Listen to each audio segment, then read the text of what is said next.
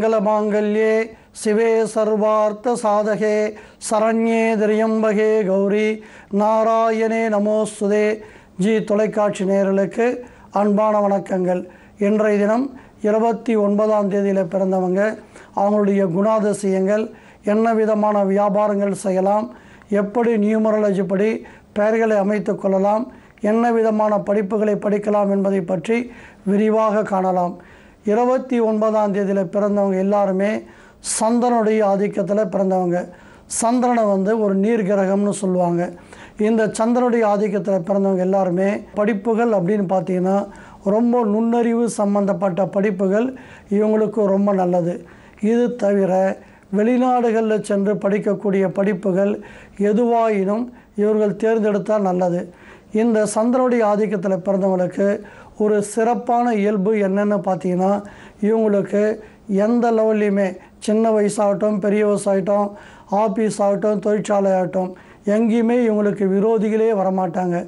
ஏன்னு கேட்டிங்கன்னா, இவங்க ரொம்ப ஃப்ளெக்சிபிள் டைப்பாக இருக்கிறதால யார் என்ன சொன்னாலும் எதிர்த்து பேசாமல் தலையாட்டிட்டு அவங்க சொல்கிறத ஒபே பண்ணிவிட்டு அப்படியே வந்துடுவாங்க.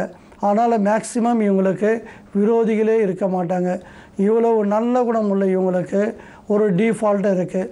அது என்னென்னா, எந்த முடிவுமே ஸ்திரமாக எடுக்க மாட்டாங்க. ஒரு உதாரணத்துக்கு ஒரு செல்ஃபோன் வாங்கணும்னு போவாங்க. அங்கே போயிட்டு பல மாடல்களில் பார்த்துட்டு குழம்பி போயிட்டு கடைசியில் ஃபோனே வாங்காமல் வீட்டுக்கு திரும்பி வந்துடுவாங்க.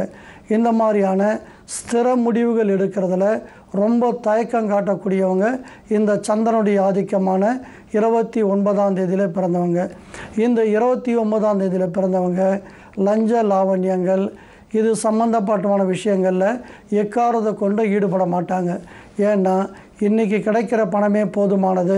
பெரிய அளவில் பணம் வந்தாலும் கூட அதனால் பின் விளைவுகள் ஏதாவது ஏற்பட்டால் தமக்கும் தன்னுடைய குடும்பத்திற்கும் இழப்புகள் இல்லைன்னா அவமானங்கள் ஏற்படும்ன்ற காரணத்தால் இந்த லஞ்ச லாவண்யம் சைடு இந்த சந்திரனுடைய ஆதிக்கமான 29ஆம் தேதியில் பிறந்தவங்க போக மாட்டாங்க.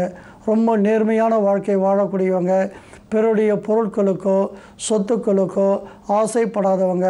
கீழே ஏதாவது பொருள் கிடைச்சா கூட, விலையுயர்ந்த பொருள் கிடைச்சா கூட அதை ஸ்டேஷனில் எடுத்து போய் கொடுப்பாங்களே தவிர தன்னுடைய சொந்த உபயோகத்திற்காக நிச்சயமாக பயன்படுத்த மாட்டாங்க.